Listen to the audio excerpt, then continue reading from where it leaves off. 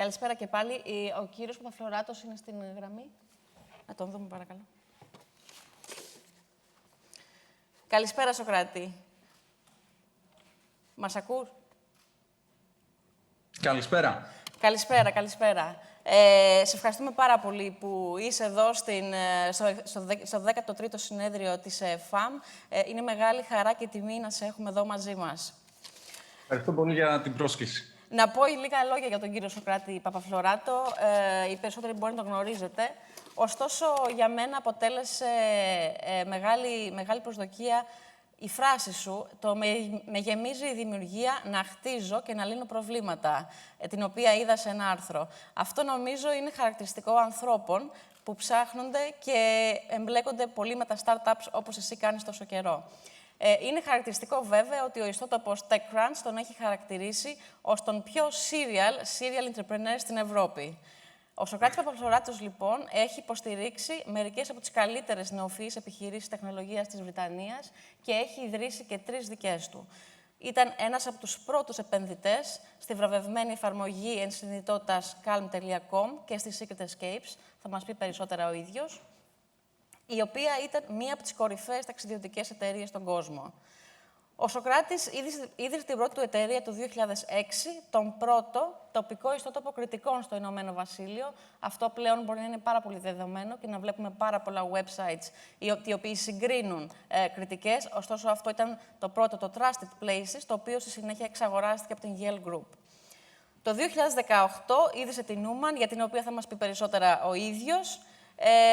Και μετά από αυτά θα μας πει στην ουσία, θα μοιραστεί μαζί μας, θα έχει αυτή την καλοσύνη, καθώς εκτός από ένας νεοφυής επιχειρηματίας, είναι και πατέρας ενός παιδιού, ο οποίος έχει επωφεληθεί πάρα πολύ από μια γονιδιακή θεραπεία. Οπότε, Σωκράτη, σε ακούμε. Ευχαριστώ πολύ. Θα μιλήσω πιο πολύ στα αγγλικά, φαντάζομαι είναι εύκολο. So, thank you very much for having me. Honored to be here. Today, I want to share kind of what I've learned from building and investing in technology companies for the last 16 years. I'll give you kind of a quick history of my background, how I got to doing what I'm doing now, some of the lessons that I've picked up along the way. And then I'd like to share a little bit about how we're building and innovating in digital health, which I think is relevant within the context of today. And then, like you mentioned, the kind of the experience of being a beneficiary of the work that a lot of people in the room are doing.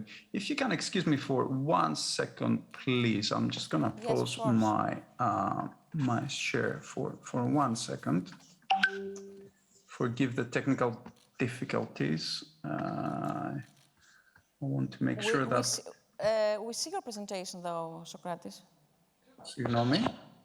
Τη βλέπουμε την παρουσίασή σου. It's just some notifications that I'm getting in the background that I want to stop and quiet. Let me start first with how I got to doing what I'm doing today. So I was born and raised in Greece, and like many Greeks of my generation, moved to the United Kingdom to study. I decided to stay there. I finished my degree in electronic engineering. I moved to the UK, to York in '97, which feels like a lifetime ago. Well, it actually is because it's half a lifetime ago now.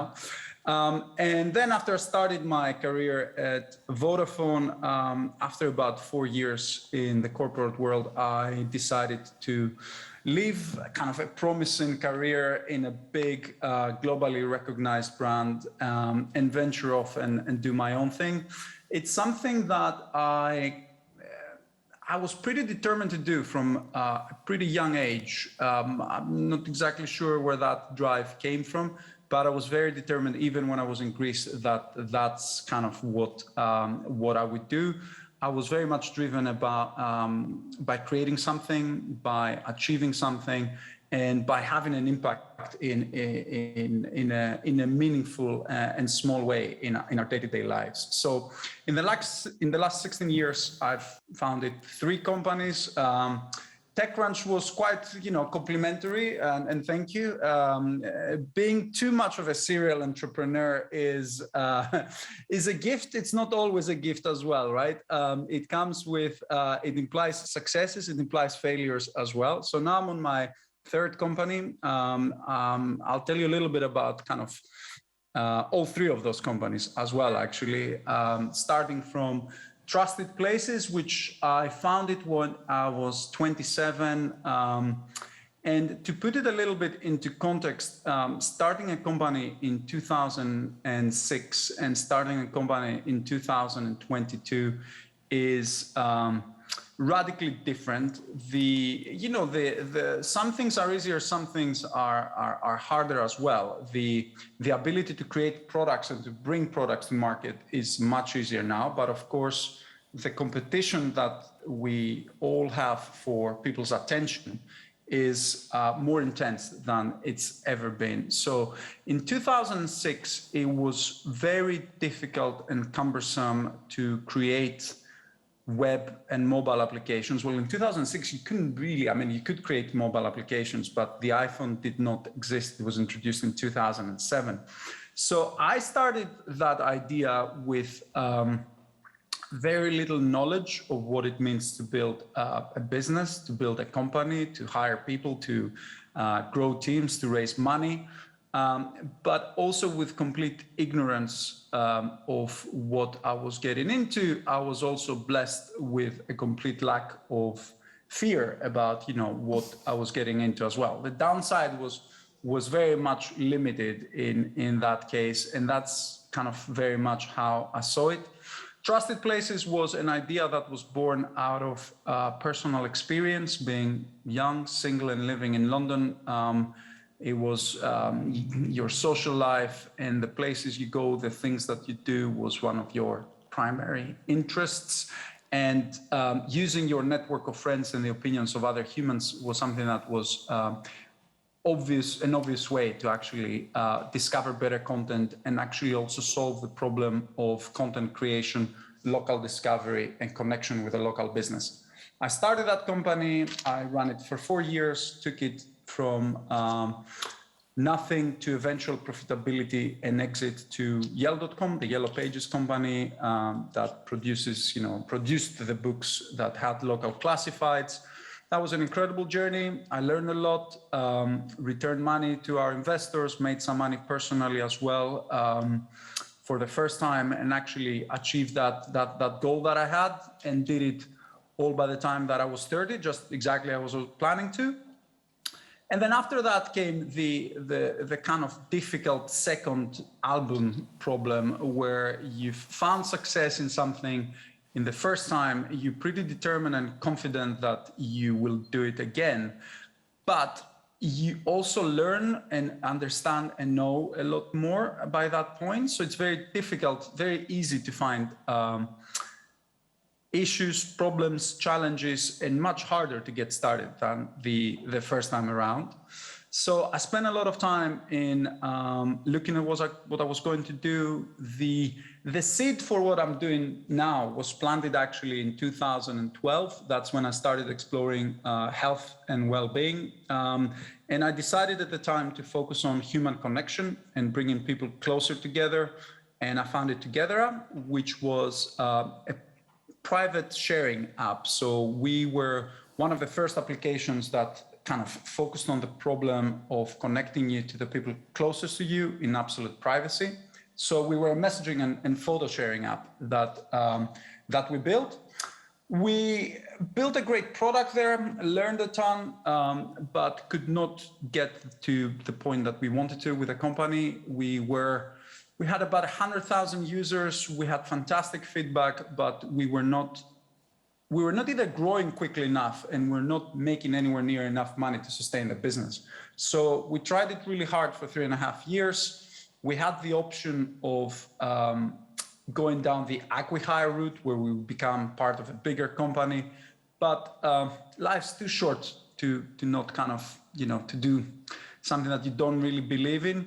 And we decided in 2016 to walk away and actually gracefully shut the company down, let our users know, and tidy everything up and walk away. After that, during that time, I'll talk to you a little bit about the investing that I did. I took some time off again, went to San Francisco, worked a little bit there. And in 2018, I founded Newman that I'm going to talk to you about in a second. Now, during that time, after my first exit, I was lucky enough to achieve a few things. And when I say achieve, one, of course, was the financial success, which was a moderate financial success. It was, nowhere near enough money to, let's say, comfortably invest, build things, and retire as well. Of course, depends on, what it is that you want to do. But it enabled me to take time off to recharge and to do also some investing. By the way, a disclaimer here that I will repeat, I like to joke sometimes with much more professional angel investors that I'm one of the most successful angel investors in Europe, purely because the hit to investment ratio is pretty high, but honestly, that is purely down to luck. But when I say luck, it undermines the kind of those added benefits, implicit benefits that you get by showing up, by being in the right place, by spending the time to build the connections, to build the networks, to build friendships with people that you find on a journey similar to you, who go on to do their own companies and do their own things. So I've invested in about 10 different companies. Most of them are ongoing, but not really sure how they're doing and what the return that I'm going to make there will be. Two of them have been outstanding successes, specifically Count.com and Secret Escapes. Secret Escapes was one of the leading private sale travel companies. It was on a path to IPO before COVID. It went through a difficult time, but it's bouncing back. But even before that, I was in the lucky position to have my investment return multiple times and still maintain a stake in the company. Count.com was a business that exceeded by far my wildest expectations, and if I'm honest, the founders' expectations as well. My claim to fame there is that I think I was the second or third person to invest in Calm when all the company had was the domain name, calm.com, and an idea and a vision. It didn't have a financial model. It didn't have a presentation. It just had a very clear sense of what it wanted to do. And I was lucky enough to be friends with the founder. And I was also lucky enough to be in San Francisco when he was starting the company and working in the same office space that he did, which was the company of another friend of ours that was building his business in San Francisco at the time. So I remember speaking with Alex at the early days over drinks and him saying, dude, I know it sounds crazy, but I really think this has the potential to be $1 billion company at some point. And I see Alex quite often, and he was quite wrong because the company did not become $1 billion company, it became a $4 billion company with the last valuation that it had last year. And I feel very privileged to have been, a small part of that journey.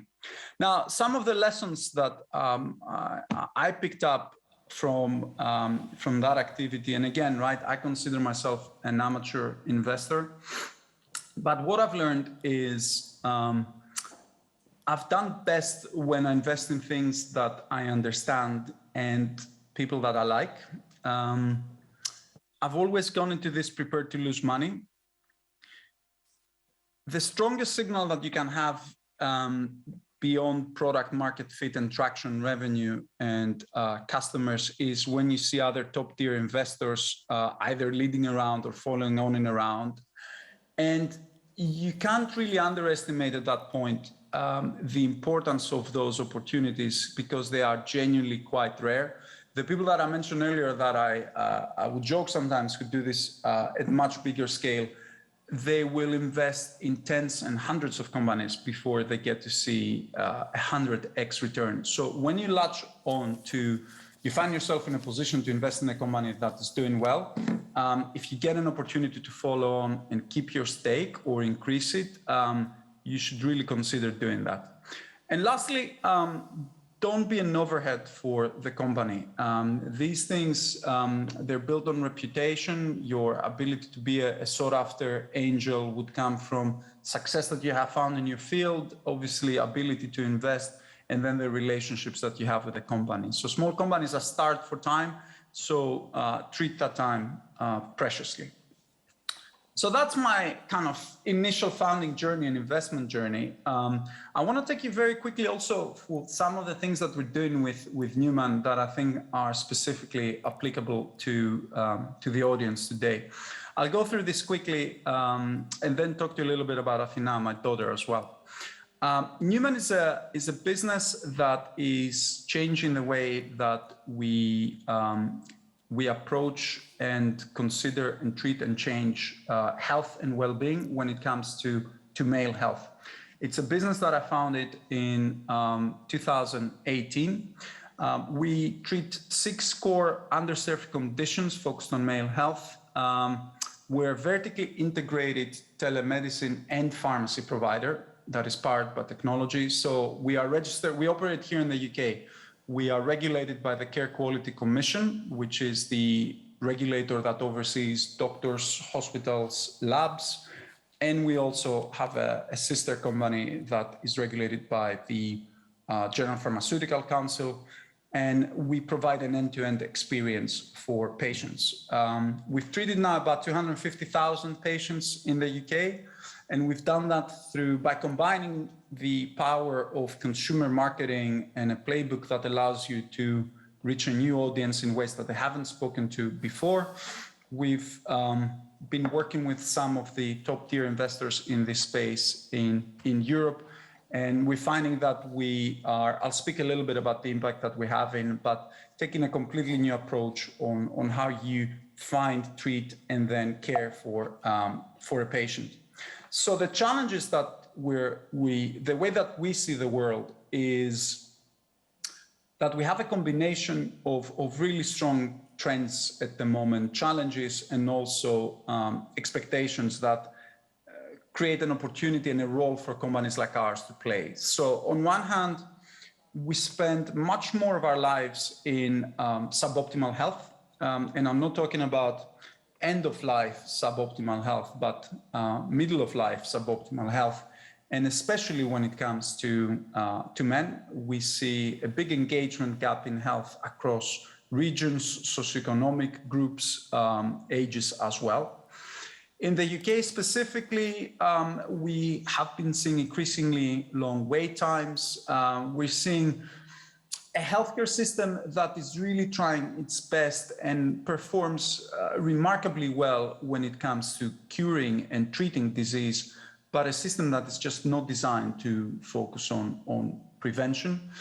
And of course, we see a consumer, and when we talk about patients, we treat them as consumers, not necessarily as customers. Sometimes we treat them as customers when we don't offer a clinical product to them, but we treat them as consumers that we need to serve.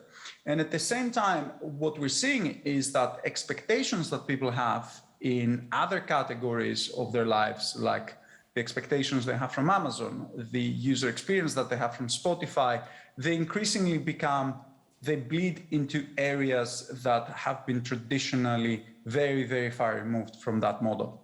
So the way that we operate in that space is that we treat a number of conditions. We offer a full range of products and services that range from prescribed medication, supplements, at-home diagnostics, and doctor consultations. And we blend that accordingly to what the need of the patient and of the condition is. And we also create a platform where we empower, we inform, and we enable the patient to make these decisions for their own care. So the way that looks at its most simplistic level is that you will go to newman.com, you will select an area that you need help with. We will take you through a personalized adaptive questionnaire where we assess your medical history. A clinician will review the answers that you've given, and if appropriate, will issue an electronic prescription or engage in a consultation where they will require further information from you. and if appropriate, we'll issue an electronic prescription which will be delivered to your home on a subscription basis where that is appropriate. By doing that, we will also provide you with access to the platform that gives you personalization, ongoing and follow-on care, and access to a clinician over chat, messaging, or phone call as well. It's a model that we are seeing emerging. It has been a very mature model in the United Kingdom. It's a model that is becoming much more acceptable and also common in countries like Germany, that is leading regulation in a number of ways when it comes to digital health. And it's a model that is becoming increasingly common across Europe, and a model that has been finding a lot of traction in the United States, and we're seeing in Asia as well. What we see here as results is a 78% reduction in patient journey time from the traditional model. So we can have from initial consultation to you receiving the product, we can do that in 2 days, and typically it will take you close to 9.5 days to do that for a non-urgent appointment. We've seen also that 68% of the people that come to us seek treatment for the first time, and the majority of those people, especially when it comes to a condition like erectile dysfunction, have waited for about a year before they sought treatment and help for that product. We're also enabling our clinicians to spend more time with the patient. In the UK, when you go to see your general practitioner, you're limited to one issue for one appointment for 10 minutes. You literally cannot exceed that time, and you cannot flex that conversation, which is frustrating both for the patient and for the clinician as well. So we give people the tools to make the decisions that they know how to make, but we also remove a lot of the overhead, the admin, and the things that eat up their time that they would rather be spending on other things as well. That's very quickly the Newman experience and journey. We're now 4 years in, and we're about 150 people. We're growing quickly, and I think we barely scratched the surface of what the potential is to use technology and data to really close experience gaps to health and well-being. Now I want to use the last 10 minutes of the talk to share a personal experience, which specifically with the audience and with the work that all of you are doing, I feel it's important to share. It doesn't really have anything to do with what we're building in Newman. It's a very personal experience that has to do with my daughter that was born about 2 years ago. She's going to turn 2 in June, and she was born with an inherited retinal disease that is progressive, which means that she was severely visually impaired. Severely visually impaired is the technical term for blind, which I found quite shocking when I first got that diagnosis. Then when also on a journey to discover what blind really means, which was not exactly what I thought. There's a much more kind of nuanced term that typically we understand. And up until about 2 years ago, that diagnosis would have meant that Athena, even though she had photoreception and she could kind of initiate movement to reach objects, she was destined to become completely blind. She was destined for her retina to completely deteriorate. It's a disease where her rods and cones basically don't function properly. They deteriorate over time, and eventually you just need to accept that you will experience the world with no vision. So up until 2 years ago, what you do at that point is you try to equip the person with the best skills to navigate life without vision. However, in 2000, actually this was approved, I think, in the United States in 2019, a novel gene therapy was approved.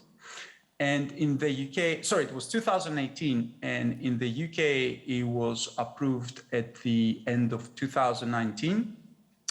That gene therapy involves the use of an adenovirus to actually insert healthy DNA introduce it to her retina, and then have the virus basically perform the function that her own body's cells cannot do.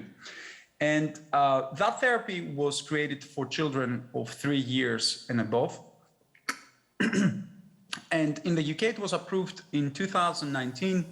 It had just about started to be used when COVID hit. So when Athena was born in June 2020, we were told that the therapy existed. We went on a journey to actually find out what was the specific gene that was causing her disease, because there are about 26 genes that cause this specific disease, but the therapy exists for only one of those genes. We were lucky enough that Athena had that defective gene that the therapy existed for. And then we were basically on a holding pattern to figure out when and how we would approach the therapy, and really struggled to kind of figure out what it is that we could do in the meantime and how we could just equip her with as much capability as we could in a short amount of time. When we got the results back, we found out that she did qualify for the therapy, and then we had a difficult decision to make when the surgeon suggested that we proceed and treat her when she was 12 months old. At that point, she would have been the youngest person in the world to have done this therapy, and you never want to be the youngest in the world or the first in doing any of those things. But I spoke to the person that developed the therapy in the United States. I spoke to the university hospital that had done most of the procedures. I spoke to professors of ophthalmology. It was really interesting. I found that most of the scientists and the ophthalmologists in the space would not really give an opinion and would tend to stick with what the clinical trials had been done. I do the treatment after the age of 3, because of course they didn't have any data to have an opinion on. So, which of course was, it was impossible to have data because nobody had done the treatment at that age anyway. However, when we spoke to surgeons, and we did speak to a number of them, they were very confident that the actual risk from the operation and the procedure was minimally different whether you did it at 12 to 15 months or whether you did it at 36 months. So we decided to go ahead with the therapy, and I'm really glad that we did. Athena, in the 3rd day after she exited the theater, this is now after 3 days, her vision was just magically transformed. She became a different person almost overnight. And it was very easy to see that. You could, I would test her vision with certain objects. So we'd have like little pom-poms of different sizes, and I would put them in different places and see if she could see them. And before that, you know, she would go up to this point and she would almost see an object. And on the 3rd day, she could pick up the smallest white little ball on a white background and just easily pick it up. Or she started looking at books and understanding shapes, whereas before she would just look at a book and throw it away. And after that, she completely thrived. It was almost like seeing a miracle happen in front of your eyes. There was a little bit of a setback with her second eye that was a little bit delayed. The second treatment was done, unfortunately, 9 weeks rather than 4 weeks, which means now we need to still do some kind of work to get her second eye to catch up. But Athena is, you wouldn't really be able to tell that she's visually impaired. And it's the result of a lot of work that people like everybody in this room has been doing. So that's kind of a personal story, and overall thank you. Yeah, I thought, I hope it was useful to hear.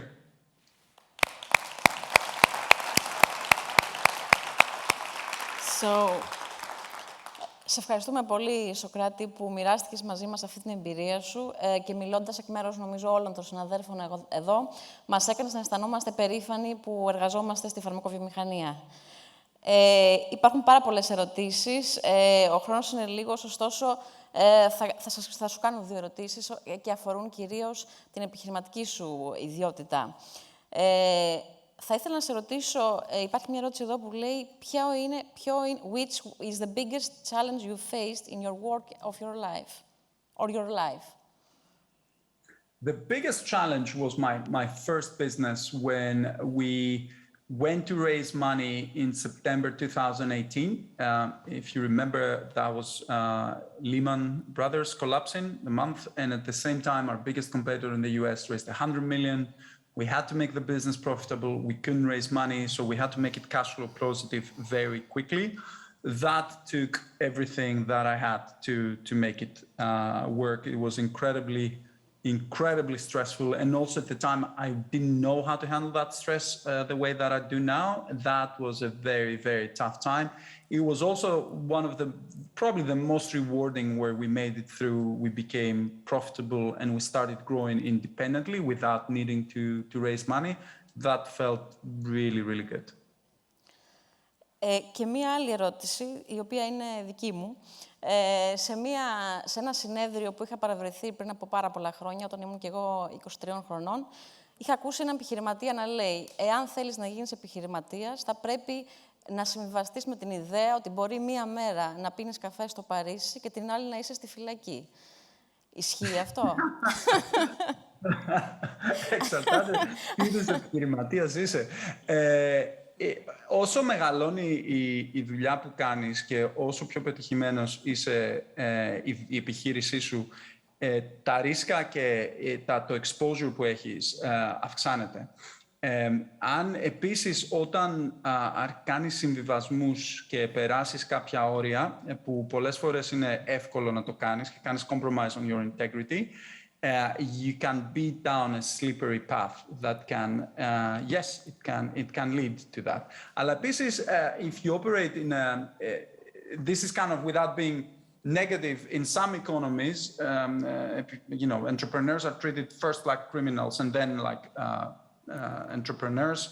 In places like the UK or the US, there's a lot of protection if you hold your integrity.